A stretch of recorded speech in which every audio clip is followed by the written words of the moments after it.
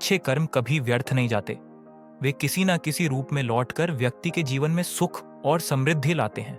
यह कहानी भी एक ऐसे व्यक्ति की है जिसने अपने जीवन में हमेशा सच्चाई और ईमानदारी के रास्ते पर चलते हुए दूसरों की मदद की और अंततः उसे अपने कर्मों का फल मिला।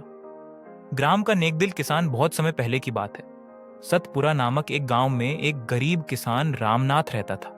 वह बहुत परिश्रमी, दयालु और ईमानदार व्यक्ति था। हालांकि उसकी आर्थिक स्थिति अच्छी नहीं थी, फिर भी वह हमेशा जरूरतमंदों की मदद करता। गांव के लोग उसकी सच्चाई और नेकी की बहुत इज्जत करते थे। रामनाथ के पास थोड़ी सी जमीन थी जहां वह खेती करता था।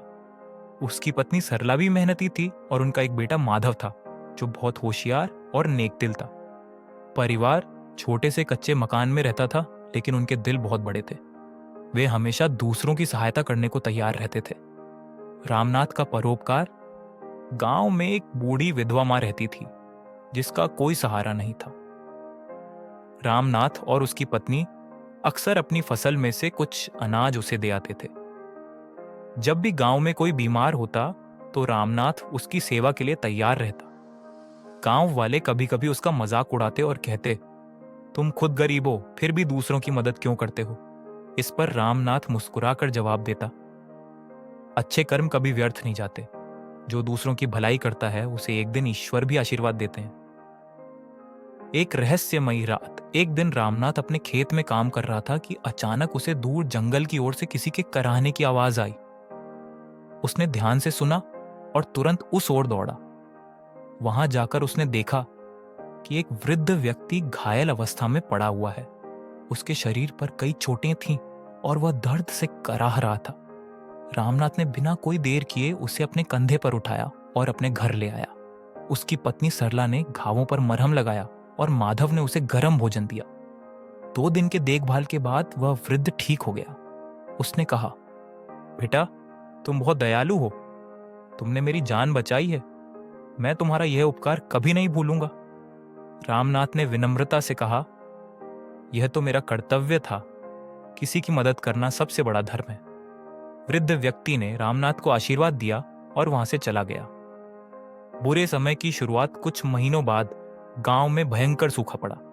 बारिश न होने के कारण खेतों में फसल नहीं हुई। गांव में खाने पीने की चीजों की भारी कमी हो गई। कई किसान शहर की ओर पलायन करने लगे। रामनाथ का परिवार भी इस संकट से जूझ रहा था। उनके पास खाने के लिए अनाज नहीं था और आर्थिक स्थिति बदतर होती जा रही थी। लेकिन इस कठिन समय में भी रामनाथ ने अपनी ईमानदारी नहीं छोड़ी। उसने किसी से झूठ नहीं बोला, किसी का हक नहीं छीना। वह हमेशा सोचता कि ईश्वर परीक्षा ले रहे हैं, लेकिन मैं अपने सच्चे मार्ग से नहीं हटूंगा।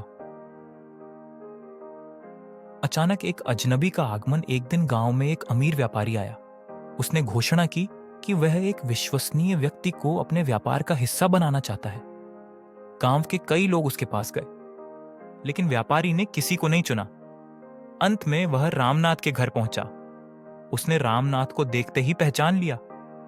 यह वही वृद्ध व्यक्ति था जिसे रामनाथ ने जंगल में बचाया था। लेकिन अब वह साधारण व्यक्ति नहीं, बल्कि एक धनी व्यापारी था। उसने रामनाथ से कहा, मैं कोई साधारण वृद्ध नहीं था, बल्कि एक अमीर सौदागर था। जंगल में कुछ लुटेरों ने मुझ पर हमला किया और मेरी सारी संपत्ति लूट ली थी। अगर तुमने उस दिन मेरी मदद ना की होती तो मैं शायद बच नहीं पाता। तुमने बिना किसी स्वार्थ के मेरी सेवा की और अब मैं तुम्हें तुम्हारे अच्छे कर्मों का फल देना चाहता हूं। सफलता और समृद्धि वृद्ध व्यापारी ने रामनाथ को अपनी व्यापारिक संपत्ति में भागीदार बना लिया। उसने रामनाथ को पैसे दिए जिससे वह अपने खेतों को दोबारा उपजाऊ बना सके। धीरे धीरे रामनाथ का जीवन बदल गया। उसकी मेहनत और ईमानदारी के कारण उसका व्यापार भी खूब बढ़ा और वह गांव के सबसे सम्मानित व्यक्ति बन गया। लेकिन धन और सफलता ने उसके स्वभाव को नहीं बदला। वह पहले की तरह ही दयालु और परोपकारी बना रहा। उसने गांव में एक प्याऊ पानी की जगह एक विद्यालय और एक धर्मशाला बनवाई ताकि कोई भी गरीब व्यक्ति शिक्षा और सहायता से वंचित न रहे। शिक्षा। इस कहानी से हमें यह सीख मिलती है कि अच्छे कर्मों का फल अवश्य मिलता है। भले ही जीवन में कठिनाइयां आए, लेकिन हमें अपने सच्चे मार्ग से कभी विचलित नहीं होना चाहिए। जब हम दूसरों की निस्वार्थ सहायता करते हैं तो समय आने पर ईश्वर हमें उसका उचित प्रतिफल देते हैं। जो व्यक्ति ईमानदारी, परिश्रम और दया के मार्ग पर चलता है उसे जीवन में कभी किसी चीज की कमी नहीं होती। अच्छे कर्मों का फल देर से सही, लेकिन अवश्य मिलता है।